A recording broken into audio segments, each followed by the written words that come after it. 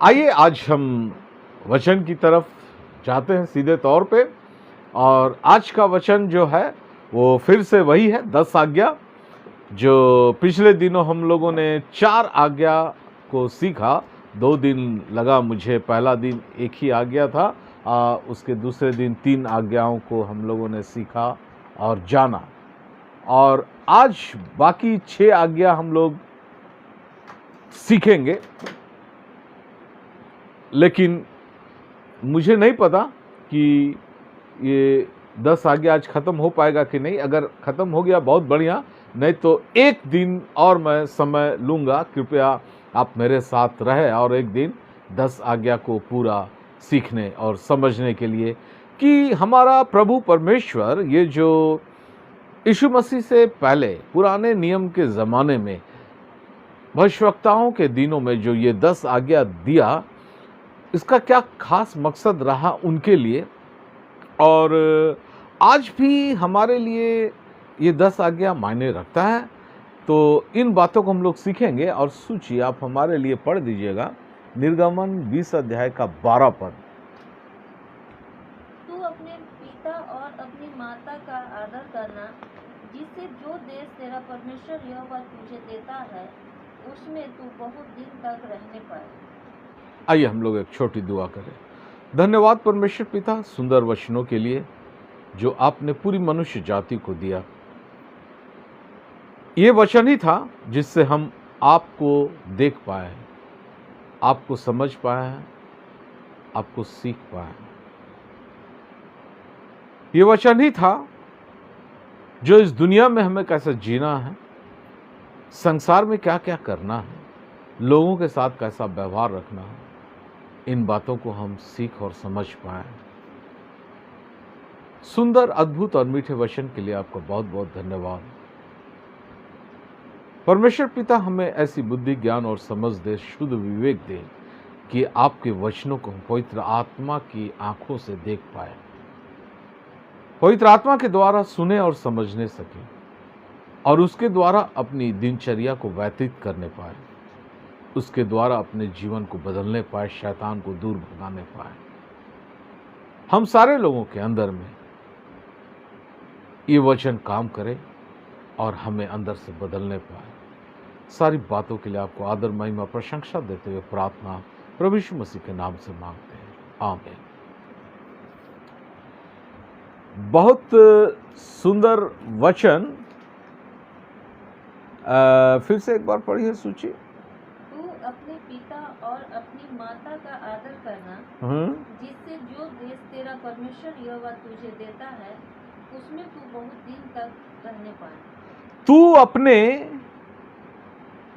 पिता और अपनी माता का आदर करना, रिस्पेक्ट देना अपने पेरेंट्स को, अपने फादर मदर को आदर करना, जिससे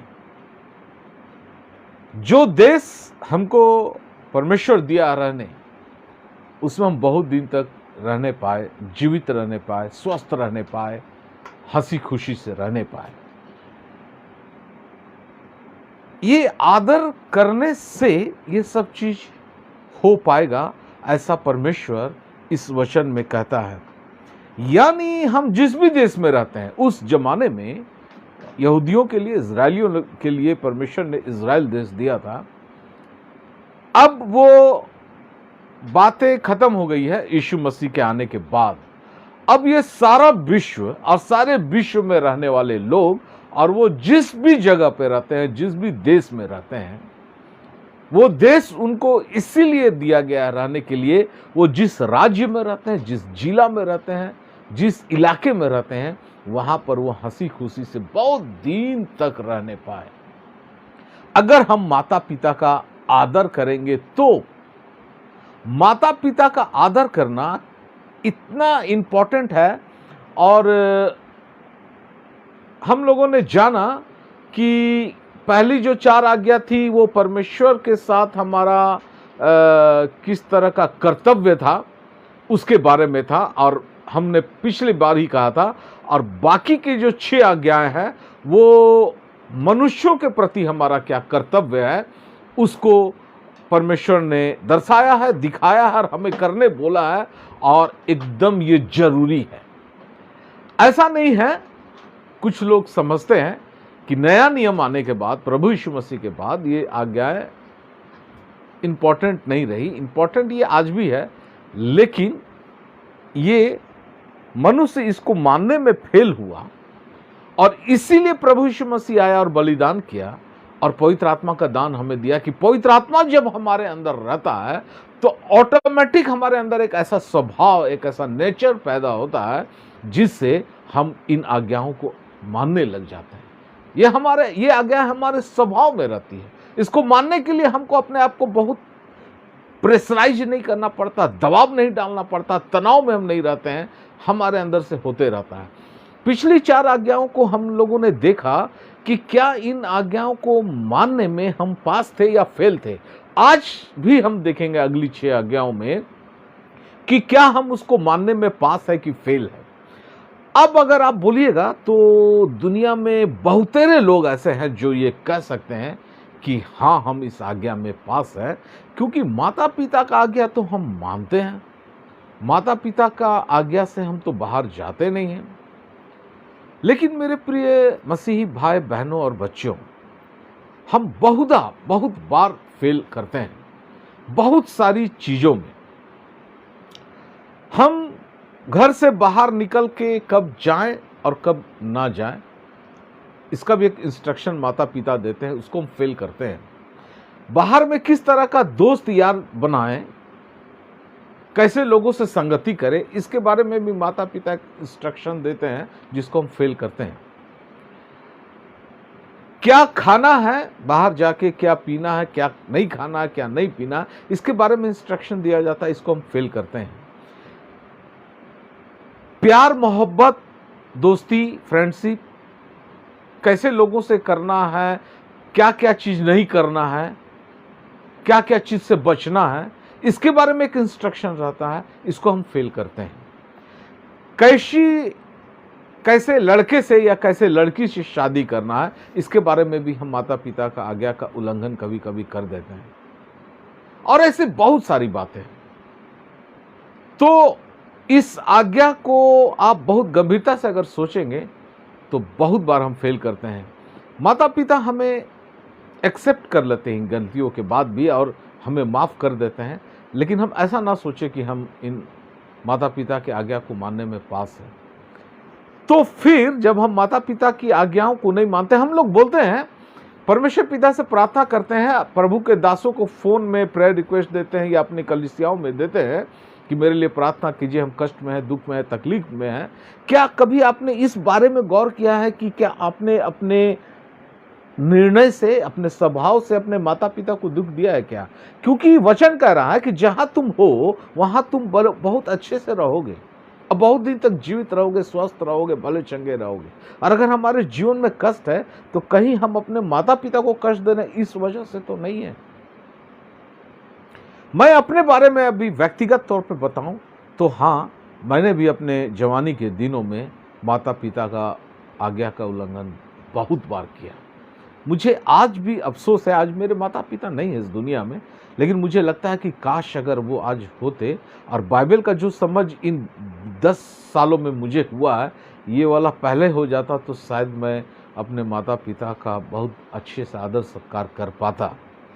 लेकिन जो परमेश्वर ने होने दिया है जिंदगी में वो तो हो गया, लेकिन परमेश्वर ने आज जब हमको ये सिखाया है तो आज मैं बहुत सारे बुजुर्गों को देखता हूँ तो अपने माता पिता के तौर पे देखता हूँ और उनका आदर सत्कार करने की भरसक हर संभव प्रयास करता हूँ ताकि वो जो कमी छूट गया था आज पूरा कर पाऊँ।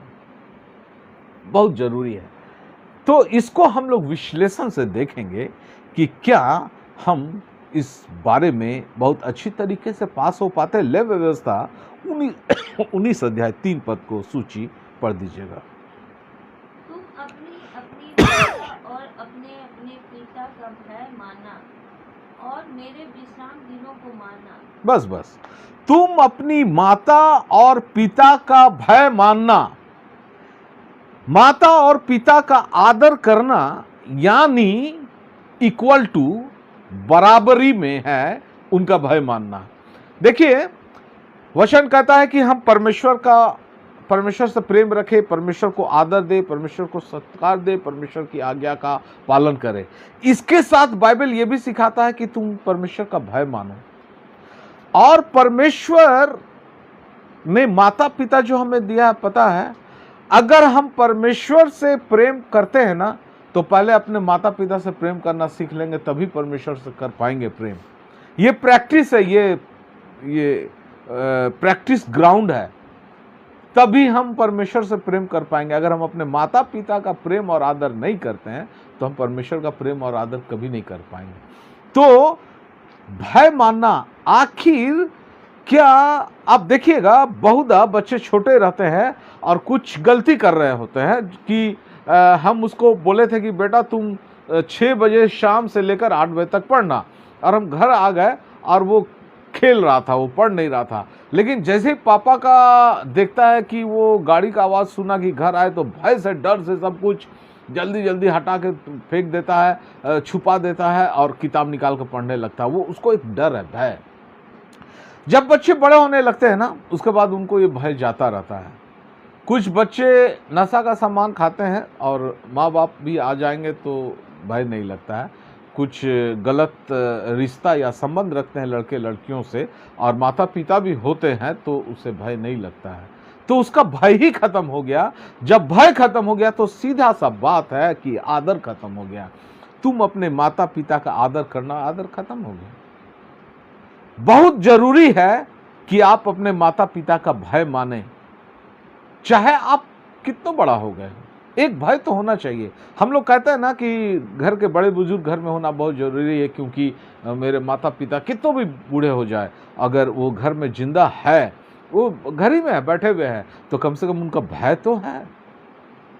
ये एक खास बात है। नीति वचन 17 अध्याय 6 पद। बूढ़ों की शोभा उनके नाती पोतों है, नाती पोते हैं, और बाल बच्चों की शोभा उनके माता पिता। बाल बच्चों की शोभा उनके माता पिता है। और आगे सोचिए, मूढ़ के मुख से उत्तम बात कपटी नहीं, और इससे अधिक प्रधान के मुंह से झूठी बात नहीं कपटी। बस देखिए, बाल बच्चों की शोभा उनके माता पिता है। देखिए, रिश्ता दोनों तरफ से होना चाहिए। आगे चल के मैं इस बारे में भी बात करूंगा। अगर माता पिता को आदर चाहिए लेना है, तो माता पिता का भी स्वभाव और नेचर बहुत अच्छा होना चाहिए, और वो धर्म भीरू होना चाहिए, आत्मिक जिंदगी जिए, तो बच्चे जरूर अपने माता पिता का आदर करेंगे।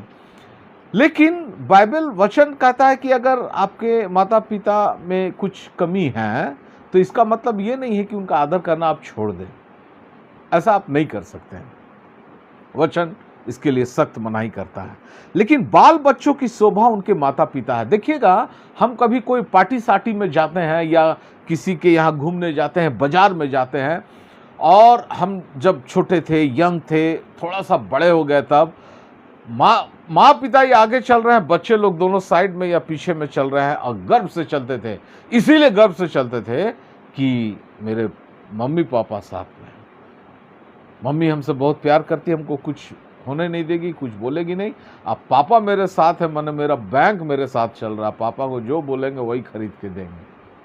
माने एक शान रहता है माता पिता। तो माता पिता बच्चों के लिए शोभायमान मुकुट है, बच्चों की शोभा है उनके माता पिता। और अगर आप अपने माता पिता को इग्नोर करते हैं, तो फिर आप बचेंगे। आप सोचेंगे कि कहीं भी जाना, माता पिता को छोड़ दो, बूढ़े हैं वो। कभी कभी मैं कुछ कहानी सुनता हूँ कि लोग बहुत रईस हो गए, उनके माँ बाप गांव देहात के थे और बूढ़े हो गए, तो वो अपने दोस्तों से परिचय कराते हैं कि मेरे घर का सर्वेंट है। बहुत बुरी बात है। हमारे समाज में ऐसा नहीं मिलता है, नहीं पाया जाता है। लेकिन शोभा तो है, बच्चों की शोभा माता पिता होते हैं। और एक पद पढ़िएगा, नीति वचन 1:8 से 9 में क्या लिखा है? माता पिता, हे मेरे पुत्र, अपने पिता की शिक्षा पर कान लगा, अपने पिता की शिक्षा पर कान कान लगा। हे मेरे पुत्र, अपने पिता की शिक्षा पर कान लगा। वो अनुभव वाली शिक्षा है, वो किताबों में नहीं मिलता है। मैंने एक किताब पढ़ा था, मुझे याद आता है, ठीक से मुझे याद नहीं आ रहा, बहुत पहले, रिच डैड पुअर डैड, अमीर पिता गरीब पिता। तो उसमें कहा गया था कि जो बहुत बड़ा अरबपति करोड़पति था, तो वो अपना बेटा को भी अरबपति करोड़पति बनाना चाहता है। तो किस स्कूल में पढ़ाए? किसी स्कूल में अरबपति और करोड़पति कैसे बना जाता है नहीं पढ़ाया जाता है। वो अरबपति बाप डाइनिंग टेबल में बैठ के अपने बच्चों को सिखाता है कि क्या करना होगा सफलता हासिल करने के लिए। वो घर में बाप शिक्षा देता है, स्कूल में वो शिक्षा नहीं मिलता है। और एक अच्छी जिंदगी कैसे जीना है वो पिता ही अपने पुत्र को दे सकता है।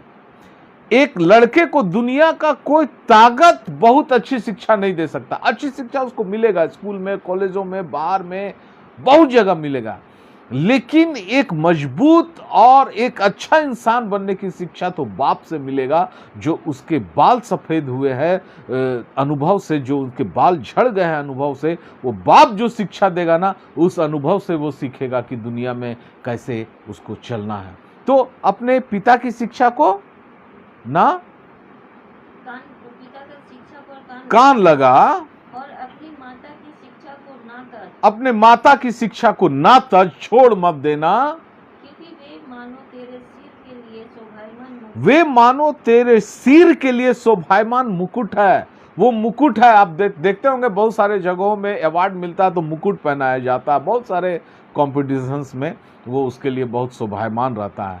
बच्चों का शोभायमान मुकुट उनके मम्मी और पापा है, माता और पिता है, और उनका अनुभव है, उनकी शिक्षा है। माता का भी अनुभव और पिता का भी शिक्षा और माता का भी शिक्षा, दोनों का शिक्षा लेते हुए हम आगे बढ़ सकते हैं, और वो हमारे लिए शोभायमान मुकुट है। व्यवस्था विवरण 27 अध्याय 16 पद।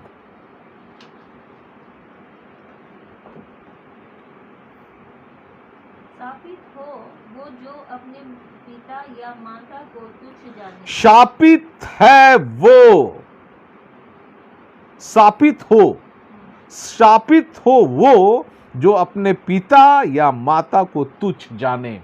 बहुत लोग तुच्छ जानते हैं, बहुत सारे बातों में डिस्कशन होगा, पापा आप तो चुप ही रहिए, मम्मी तुम मत बोलो, तुम तो कितना पढ़ी लिखी, तुम लोग गांव देहात की देहाती है, तुम लोग को कुछ नहीं आता है। हम लोग एकदम मॉडर्न युग में पढ़ाई लिखाई किए हैं, देख रहे हैं दुनिया, और उसको इग्नोर कर देते हैं, उसको बेइज्जत कर देते हैं। 10 आदमी के बातचीत में तुच्छ समझते हैं। कोई भी बड़ा काम करने से पहले सलाह नहीं लेते हैं।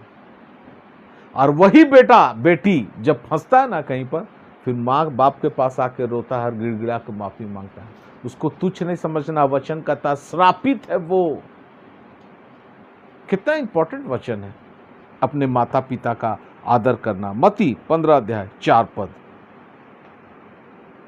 क्योंकि परमेश्वर ने कहा है अपने पिता और अपनी माता का आदर करना, और जो कोई पिता या माता को बुरा कहे वो मार डाले जाए। बस, जो कोई अपने पिता या माता को बुरा कहे वो मार डाला जाए। अब मार डालने से आप ये मत समझिएगा कि तुरंत मार देना है, मर जाना है, ऐसा नहीं है। वो मरेगा और बहुत जिल्लत की मौत मरेगा, और अंत में नरक की आग में यदि मरना है तो इससे बड़ा जिल्लत तो और कुछ हो नहीं सकता है।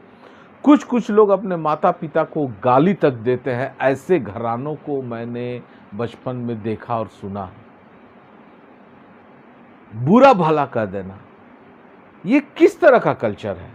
इस तरह का कल्चर में तो हम लोग नहीं पाए जाते। हम मसीहों को इस तरह का कल्चर से बाहर निकलना होगा। इस तरह का कल्चर को छोड़कर हम लोग आए हैं, और उस कल्चर को हमको छूना भी नहीं होगा, टच भी नहीं करना होगा। कभी कभी छोटे बच्चे लोग भी बड़े बड़े बात बोल देते हैं, अपने मम्मी पापा को बुरा भला कह देते हैं। गलत है। ऐसे स्वभाव से हमको और आपको बचना है, और तभी हम कह सकते हैं कि हमने अपने माता पिता का आदर करता हूं। हाँ, हम करते हैं। इफिसियों 6 अध्याय 1 पद से लेकर 4 पद तक ना। हे बालकों, प्रभु में अपने माता पिता के आज्ञाकारी बनो, क्योंकि ये उचित है। अपनी माता और अपनी माता और पिता का आदर कर, ये पहली आज्ञा है, जिसके साथ प्रतिज्ञा भी है। बस अपने माता पिता के आज्ञाकारी बनो, वो जो आज्ञा देते हैं उसका आज्ञाकारी बनो। आदम और हवा परमेश्वर के पुत्र और पुत्री थे, संतान थे परमेश्वर के, और पिता कौन था? यहोवा परमेश्वर। और उन्होंने जो आज्ञा दिया उसका उल्लंघन कर दिया और पाप में गिरा और अपने भी कष्ट भोगे वो, और आज सारा दुनिया भोग रहा है।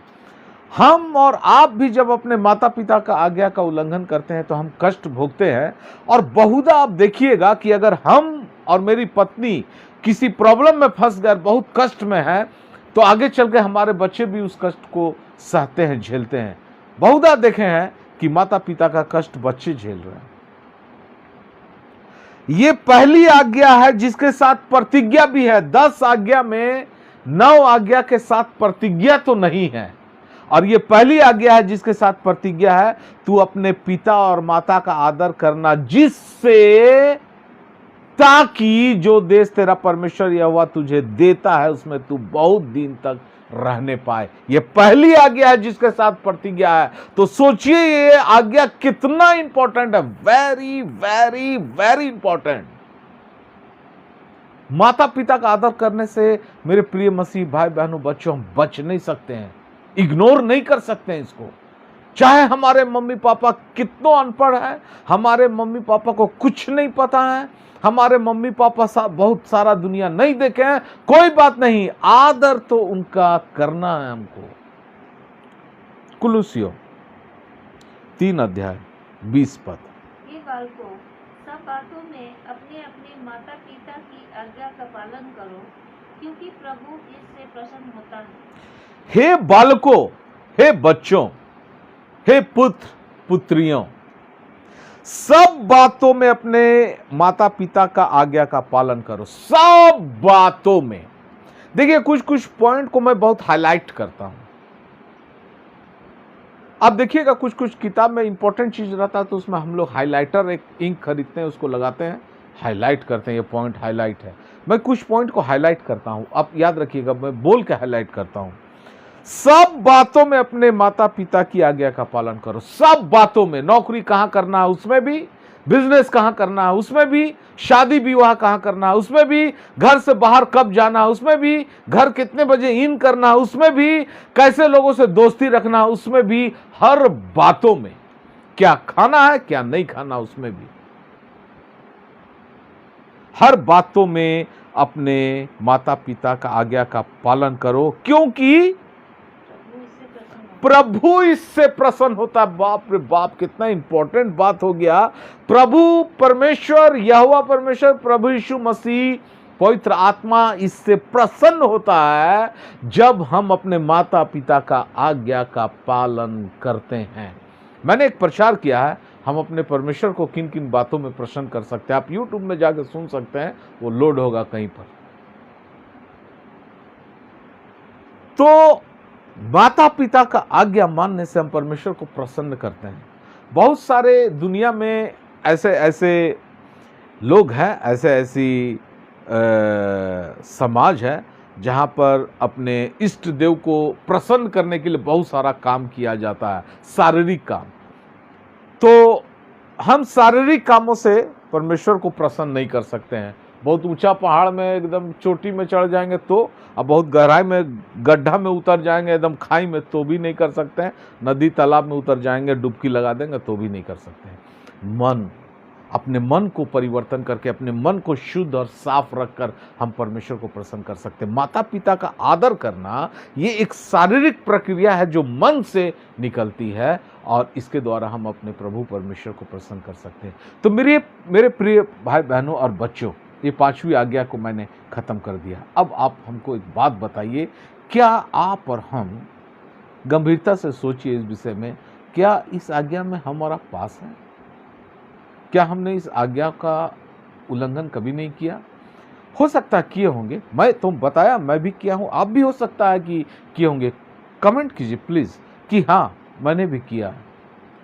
अगर आप किए हैं, आज के बाद नहीं करना है, अभी के बाद नहीं करना। इस वक्त आपने सुना, आप प्रण कीजिए, प्रभु परमेश्वर हमसे गलती हुई है, आज के बाद अभी इस वक्त के बाद से मैं इस गलती को दोहराना नहीं चाहता हूँ। मुझे पवित्र आत्मा से भर दे, मुझे वो बल, शक्ति और सामर्थ्य दे अपना, जिससे कि मैं इस आज्ञा का पालन कर पाऊँ, क्योंकि इससे आप प्रसन्न होते हैं प्रभु परमेश्वर। छठी आज्ञा, निर्गमन 20 अध्याय 13 पद। तू खून ना करना। तू खून ना करना, एक लाइन में तू हत्या ना करना, तू मर्डर नहीं करना। ये वाला गलती तो पूरे विश्व में अगर देखूं तो 0.000001% लोग ही शायद, चाहे इससे भी और कम परसेंटेज होगा, करते होंगे हत्या। बहुधा बिरले, बहुत कम ही लोग होंगे ऐसा जो कर देते होंगे।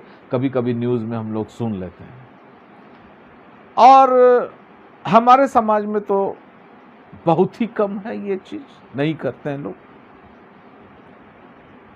तो आप मुझसे कह सकते हैं, ब्रदर, अंकल, ये एक आज्ञा तो मिल गया, ये वाला पाप हम नहीं किए हैं, ये वाला 10 आज्ञा का, छठा आज्ञा का उल्लंघन हम लोग नहीं किए हैं, खून तो आज तक किसी का नहीं किए। बहुत अच्छी बात है। अगर हमारे और आपके हाथों से किसी का खून नहीं हुआ, खून नहीं बहा, बहुत अच्छी बात है। प्रभु परमेश्वर आप सबों को बहुत आयत की आशीषों से भरे। इस कम से कम एक ऐसी आज्ञा है जिसको हम लोग पास हुए हैं। लेकिन फिर भी पुराने नियम से लेकर नए नियम तक में अगर खंगालेंगे, यीशु मसीह आने के बाद पुराने नियम का जो विश्लेषण था, उन्होंने उस विश्लेषण को चेंज किया है। इसीलिए मैं बहुत सारी वचन पुराने नियम से भी पढ़ता हूं, बहुत सारे वचन नए नियम से भी पढ़ता हूं, ताकि आपको और हम सबों को समझ में आए कि आखिर ये आज्ञा हमसे कहना क्या चाहता है। मत्ती 5 अध्याय 21 और 22 पद को पढ़िएगा। सूची, तुम सुन चुके हो कि पूर्वकाल के लोगों से कहा गया था कि हत्या ना करना। आप सुन चुके हैं कि वचन कह रहा है कि पूर्व काल के लोगों से कहा गया था, पुराने नियम के लोगों से कहा गया था कि हत्या नहीं करना है, खून नहीं करना है। ठीक है, आगे। और जो कोई हत्या करेगा वो कचहरी में दंड के योग्य होगा। जो हत्या करेगा वो कचहरी में, कोर्ट में दंड पाएगा, दंड के योग्य होगा। ठीक है, आगे। परंतु मैं तुमसे कहता हूँ कि जो कोई अपने भाई पर क्रोध करेगा वो कचहरी में दंड के योग्य होगा। इसका हेडलाइन क्या है उसका? क्रोध और हत्या। क्रोध और हत्या हेडलाइन है, आप पढ़ लीजिएगा। परंतु मैं तुमसे कहता हूं, यानी प्रभु यीशु मसीह कह रहे हैं, और कोई व्यक्ति नहीं कह रहा, प्रभु यीशु मसीह कह रहे हैं, जो कोई अपने भाई पे क्रोध करेगा वो कचहरी में दंड की योग्य है। कहीं यीशु मसीह हत्या को क्रोध के बराबर में लाके तो नहीं रख दिए हैं। क्रोध इक्वल टू हत्या, क्रोध बराबर हत्या, ऐसा ही है। एक्चुअल में आप देखिएगा, दुनिया में किसी भी इंसान ने जब किसी का मर्डर किया, हत्या किया, तो क्यों किया? किसी ना किसी बात को लेकर उसको, उससे दुख पहुंचा, नाराजगी था, लालच था, उसको क्रोध आया, गुस्से में था वो। हत्या करने से पहले इंसान के अंदर में क्रोध आता है, क्रोध उबाल मारता है, और इतना उबाल मारता है कि वो हत्या कर देता है उसका। कैन ने हाबिल का हत्या किया, उत्पत्ति की किताब में हम पढ़ते हैं। हत्या करने से पहले उसको क्रोध आया था, वो क्रोध में था कि हाबिल का हवन को, उसका दान को एक्सेप्ट कर लिए थे परमेश्वर, उसका नहीं हुआ था। क्रोधित था वो, व्याकुल था, परेशान था, और इसी बात में आकर वो हत्या कर दिया। आप आज भी साइकोलॉजिकल तौर पर देखें किसी भी इंसान का, वो हत्या का, कोई इंसान को देखिएगा प्रोवोक किया जाता है, इतना ज्यादा प्रोवोक कर दिया जाता है कि वो गुस्सा में इतना हाइपर होता जाता है कि उसके हाथ से गलती से हत्या हो जाता है, गलती से भी हत्या हो जाता है। वो कोई चीज फेंक के मारा, लेकिन उसका इंटेंशन ये नहीं था कि मर्डर ही कर देना, लेकिन मर्डर हो गया।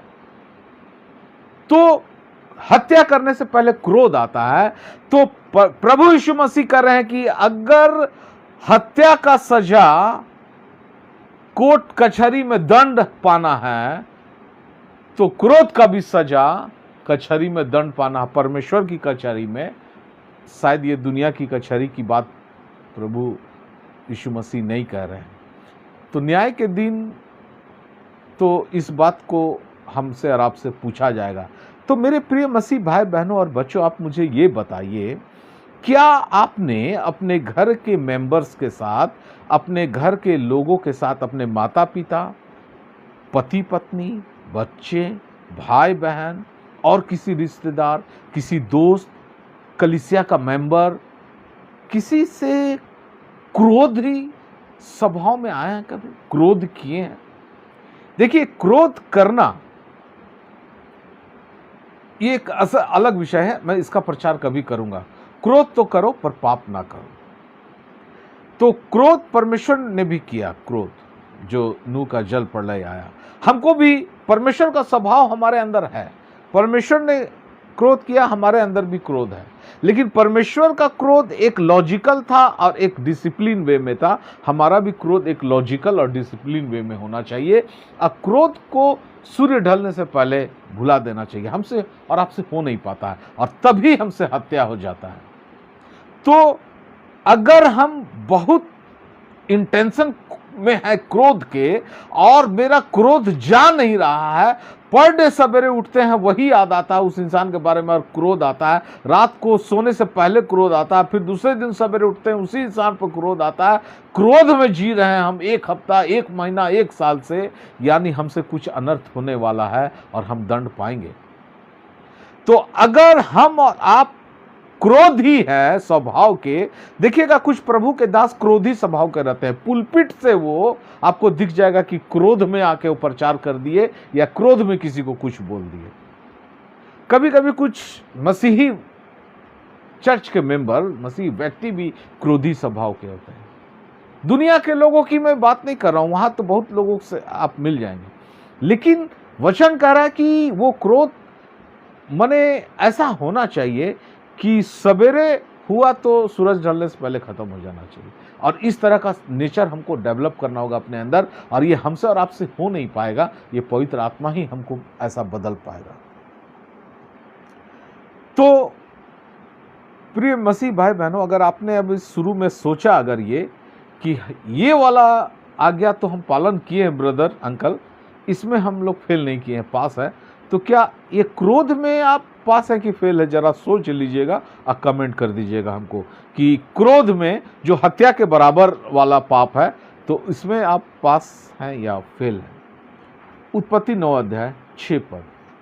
जो कोई मनुष्य का लहू बहाएगा उसका लहू मनुष्य ही से बहाएगा। जो कोई मनुष्य का लहू बहाएगा उसका लहू मनुष्य ही से बहाया जाएगा। बस बस बस बस। पुराने नियम में कहा, नया नियम में प्रभु यीशु मसीह का है तलवार रख ले अपने म्यान में।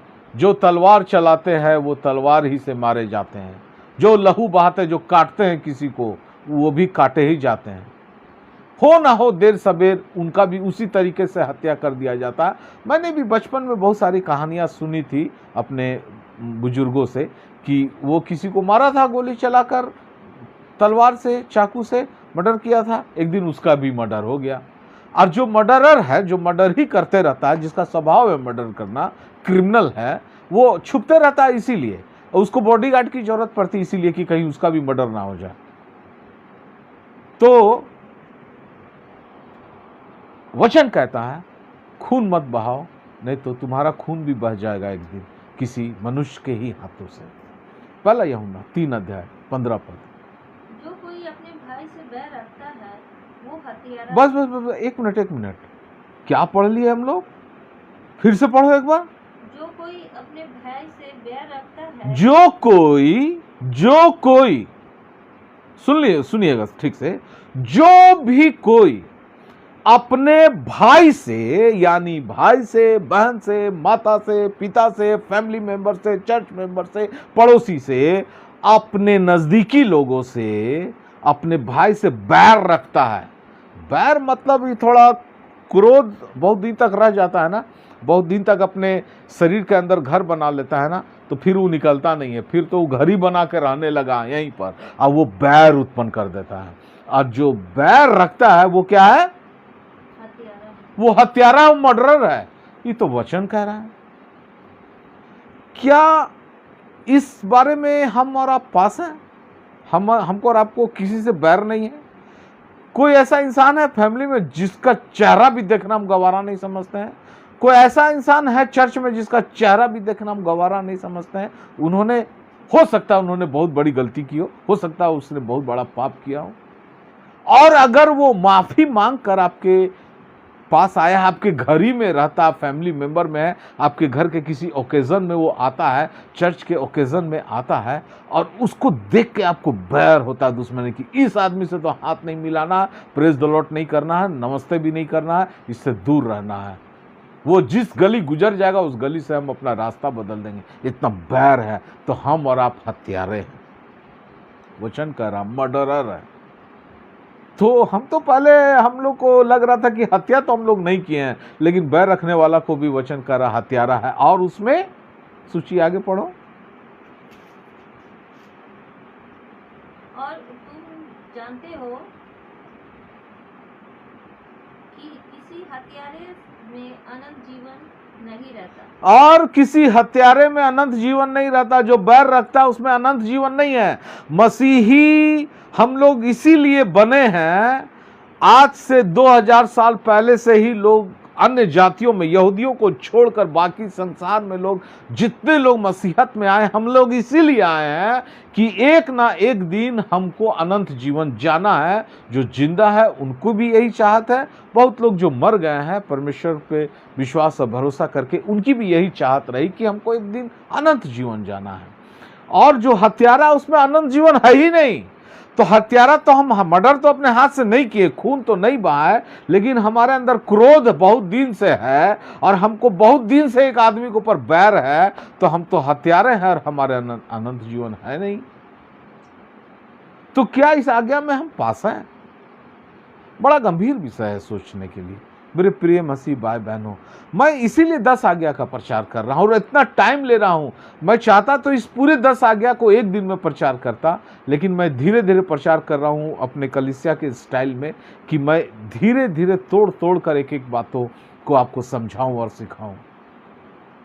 उस पे अनंत जीवन नहीं है। और अगर हमको और आपको अनंत जीवन जाना है तो हत्या तो करने से बचना होगा जो हमारे हाथ से आज तक नहीं हुआ है, तो फिर क्रोध भी करने से बचना होगा और बैर भी रखने से बचना होगा, तब हम अनंत जीवन के वारिस बन सकते हैं। पहला यूहन्ना 4:20। यदि कोई कहे मैं परमेश्वर से प्रेम रखता हूँ और अपने भाई से बैर रखे तो वो झूठा है, क्योंकि जो अपने भाई से जिसने उससे देखा है प्रेम नहीं रखता, तो वो परमेश्वर से भी जिसने उससे नहीं देखा प्रेम नहीं रख सकता। जो अपने भाई से बैर रखता वो झूठा है। झूठा बाइबल में किसको कहा गया पता है? शैतान को। झूठ का बादशाह, झूठ का पिता, झूठ का शहंशाह शैतान। और वचन कह रहा जो अपने भाई से बैर रखता वो झूठा है। तो किस बात में झूठा? इस बात में झूठा है कि हम बोलते हैं कि हम तो परमेश्वर से प्रेम रखते हैं।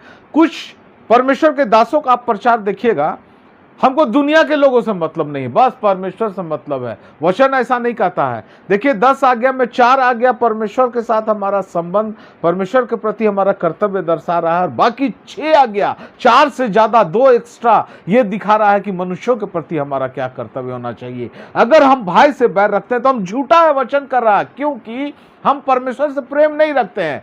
क्योंकि वचन कह रहा है कि जिसको तुम देखा है, तुम्हारा भाई है, तुम्हारा मां के गर्भ से जन्म लिया है, एक घर पे रहते हो, एक कलीसिया में रहते हो, एक बिल्डिंग में रहते हो, एक समाज में रहते हो, वो तुम्हारा भाई है, उससे कभी तुमको प्रेम था, आज तुम उससे बैर रखते हो और तुम बैर को खत्म नहीं कर पा रहे हो, तो तुम झूठे हो।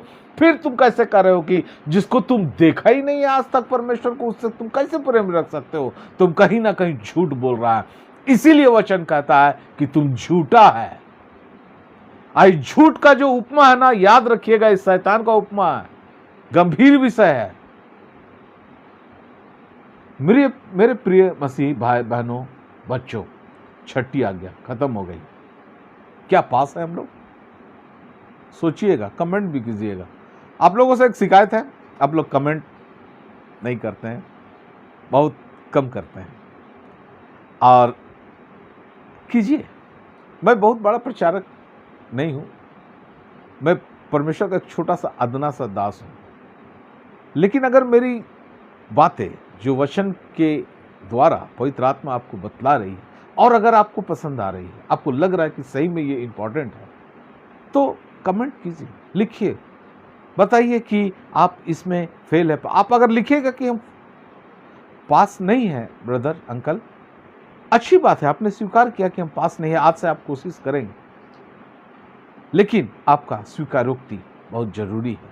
इसीलिए वचन कहता तुम अपने पापों को मान लो तो मैं तुम्हें सारे पापों से शुद्ध करने में सामर्थी हूं, प्रभु यीशु मसीह कहते हैं। और आज वही हुआ कि आज मैं 9 बजने को है और मैं पूरी आज्ञा को सही में ख़त्म नहीं कर पाया।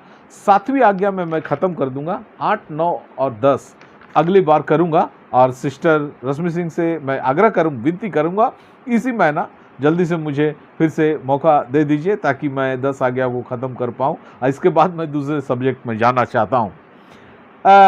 निर्गमन 20 अध्याय 14 पद, तू व्यभिचार नहीं करना। बहुत सारे लोग इस आज्ञा में भी अपने आप को समझेंगे कि हम पास है, नहीं करते हैं व्यभिचार। और कुछ लोग करते रहते हैं, अभी भी कर रहे हैं। कुछ लोग से कभी गलती हो गया था, फिर छोड़ दिए, और जब से छोड़ दिए हैं, मसीहत में आए हैं, उसके बाद और कभी नहीं किए हैं। अच्छी बात है। तो कुछ लोग तो बिल्कुल कह सकते हैं कि हाँ ब्रदर, इस आज्ञा में तो हम लोग पास है, व्यभिचार तो हम नहीं कर रहे हैं। चलिए वचन से देखते हैं और समझते हैं कि क्या इस आज्ञा में हम और आप पास है। इफिसियों 5 अध्याय का 5 पद पढ़िएगा सूची। क्योंकि तुम ये जानते हो कि किसी व्यभिचारी या अशुद्ध जन या लोभी मनुष्य की जो मूर्ति पूजक के बराबर है, मसीह और परमेश्वर के राज में मिरास नहीं। वो मसीह के राज में जो अनंत जीवन है, स्वर्ग का राज है, वहां नहीं जा सकता। कौन कौन? मूर्ति पूजक, 3 आदमी का नाम लिया, मूर्ति पूजक, अशुद्ध जन, लोभी मनुष्य। 3 मनुष्य जो किसके बराबर है? व्यभिचार के बराबर है।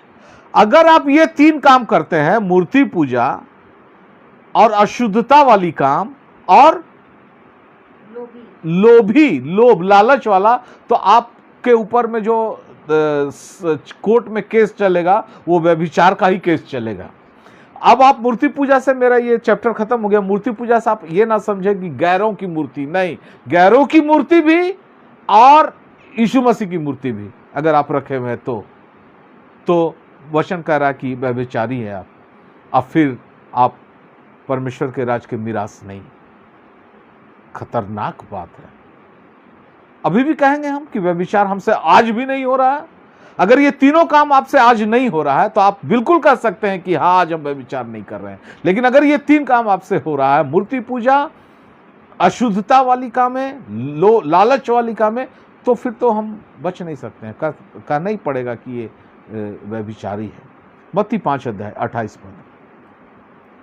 परंतु मैं तुमसे ये कहता हूँ कि जो कोई किसी स्त्री पर कुदृष्टि डाले, वो अपने मन में उससे व्यभिचार कर चुका। ये व्यभिचार ना करना, इसी आज्ञा के बारे में प्रभु यीशु मसीह एक्सप्लेन कर रहे थे, और उनका एक्सप्लेन करने का तरीका ही अलग था। वो और ज्यादा बड़ा विश्लेषण के साथ करते थे, जो पुराने नियम में इतना बड़ा विश्लेषण नहीं था। यहां प्रभु यीशु मसीह कर रहे हैं कि तुम तो सुन चुके हो व्यभिचार ना करना। अब वो सही बात है, नहीं करना चाहिए। लेकिन जो कोई पराई स्त्री, अपने घर की स्त्री छोड़कर और दूसरा जगह का स्त्री, माने मेरी पत्नी को छोड़कर और दूसरे स्त्रियों को अगर मैं कुदृष्टि डालूं, माने गंदे नजर से देखता हूं, तो मैं अपने मन में उससे व्यभिचार कर चुका, व्यभिचार का संपन्न हो चुका, ये कार्य हो चुका। अब आप बोलिए, क्या हमसे और आपसे हमने अपने मन में कुदृष्टि कभी किसी स्त्री पर नहीं डाला है। और जिसकी शादी नहीं हुआ है उसके लिए भी ये बात है। ऐसा नहीं उसकी शादी नहीं हुई है, पत्नी नहीं है, तो सारा दुनिया उसके लिए गैर स्त्री है, कुदृष्टि नहीं डालना है। गंभीर विषय। हमसे एक दिन एक जन पूछा कि क्रिश्चियन में लोगों में तो कोई नियम कानून नहीं है, बड़ा आराम का धर्म है, कुछ करना नहीं है, एकदम घर में रहो, खाली दुआ प्रार्थना करो, चल जाओ, बस हो गया। हम उसको जब ये पद बताए तो कहता कि बाप रे बाप, ये तो बड़ा मुश्किल है, इतना तो कर पाएगा आदमी। हम बोले इसीलिए कह रहे हैं कि क्रिश्चियनिटी इज वेरी हार्ड, बहुत कठिन है इसको मानना, और ये आदमी अपने ताकत से नहीं मान सकता। इसीलिए इजरायली यहूदी फेल करते थे। ये बिना पवित्र आत्मा जब तक हमारे अंदर वास नहीं करेगा ना, हमसे ये सब चीज हो नहीं पाएगा। हम गैर स्त्री को देख के नजर झुका लेंगे, नजर फेर लेंगे, या सिर झुका के रखेंगे, उस पर कुदृष्टि तो नहीं डालेंगे अगर हम सच्चे मसीही है तो। अंतिम पद 1 कुरिन्थियों 6 अध्याय 12 से लेकर 20 पद तक है सूची, जल्दी जल्दी पढ़ दीजिए। सब वस्तुएं मेरे लिए उचित तो है, परंतु सब वस्तुएं लाभ की नहीं। जिसको जिसको मैं अंडरलाइन किया हूं जरा उसको पढ़िए तो। परंतु देह व्यभिचार के लिए नहीं, वरन प्रभु के लिए। देह व्यभिचार के लिए नहीं, वरन प्रभु के लिए है, और प्रभु देह के लिए है। प्रभु देह के लिए है। और अंडरलाइन। हाँ, अंडरलाइन वाला पढ़ते रहिए। क्या तुम नहीं जानते कि तुम्हारी देह मसीह के अंग है? हमारी देह जो है, ये मसीह जो है, मसीह का बॉडी जो है, ये हमारा देह है, और हम मसीह के अंग है। तो क्या मैं मसीह के अंग लेकर उन्हें वेश्या के अंग बताऊं? मसीह का अंग को हम वेश्या के अंग में मिला दें, गैर स्त्री से मिला दें? आगे। कदापि नहीं। कदापि नहीं। क्या तुम नहीं जानते कि जो कोई वेश्या से संगति करता है वो उसके साथ एक तन हो जाता है? हाँ, क्योंकि लिखा है वे दोनों एक तन होंगे। हाँ। और जो प्रभु की संगति में रहता नीचे है, पढ़िए। व्यभिचार करने वाला, परंतु व्यभिचार करने वाला अपनी ही देह के विरुद्ध पाप करता है। पाप करता है। देह हमको दिया गया है, ये शरीर व्यभिचार के लिए नहीं दिया गया है। आज हम मसीह है तो ये मसीह का अंग है। क्या मसीह के अंग को लेके हम गैर स्त्री के पास जाएंगे मेरे घर में मेरी पत्नी होने के बावजूद? और हमको व्यभिचार करने के लिए नहीं दिया गया है। इतना गंदा काम करेंगे इस देह के साथ हम, फिर तो भयंकर पाप करेंगे, और इस पाप से हमको और आपको बचना होगा। और तब हम, आप और हम सोचिए, क्या ये जो 3 आज्ञा मैंने पढ़ी, इन तीनों में हम लोग पास हैं कि फेल है? प्रभु इन वचनों के द्वारा हम सबों को, आप सबों को बहुत आयत की आशीष दे, और ये आज्ञा हमारे अंदर में मानने के लिए पवित्र आत्मा से दे। आइए हम अंतिम प्रार्थना करेंगे, क्योंकि 9 बजने में 1-2 सेकंड मिनट बचा हुआ है। हालेलुया, धन्यवाद, स्तुति, बड़ाई, प्रशंसा, महिमा आपका करते हैं। धन्यवाद देते हैं परमेश्वर पिता इतने सुंदर, अद्भुत, मीठे वचन के लिए। परमेश्वर पिता, आपने अपने वचनों से हमें सिखाया, समझाया कि हमें किस तरह का जीवन व्यतीत करना चाहिए। माता पिता का आदर हमारे द्वारा होना चाहिए। हम खून ना करें, ऐसी हमें समझ दे। हम अपने भाइयों से दुश्मनी, बैर ना रखें, क्रोध ना करें, और हम व्यभिचार ना करें, कुदृष्टि ना डालें। ऐसा स्वभाव हमारे अंदर भर देना। हम इंसान होने के नाते नहीं हो सकता। हम फेल करेंगे परमेश्वर पिता तो नरक जाएंगे। हम नरक से बचना चाहते हैं, पवित्र आत्मा से भर दे हमें और सारे सुनने वाले लोगों को, जो आज सुनेंगे और बाद में सुनेंगे, सबों को परमेश्वर पिता, ताकि ये गलतियां हमसे ना हो। हम उस अनंत और नरक से बचना चाहते हैं। हम सारे लोग उस अनंत जीवन में प्रभु यीशु मसीह के साथ रहना चाहते हैं। परमेश्वर पिता, जितने लोगों ने प्रेयर रिक्वेस्ट दिया उन सारे लोगों की प्रार्थना करते हैं, प्रभु यीशु मसीह के नाम से उनकी सारी समस्याओं को दूर करना, और उन्हें एक सही मसीह जीवन जीने के लिए तू बुद्धि, ज्ञान और समझ देना, ताकि परमेश्वर पिता हम सारे लोग मिलकर एक मसीह की देह, एक मसीह की कलीसिया बनने पाए। सारी बातों के लिए आपको आदर, महिमा, प्रशंसा देते हुए प्रार्थना प्रभु यीशु मसीह के नाम से मांगते हैं। सुन और दया से स्वर्ग राज्य में ग्रहण कर। आमीन, आमीन। सबको जय मसीह की।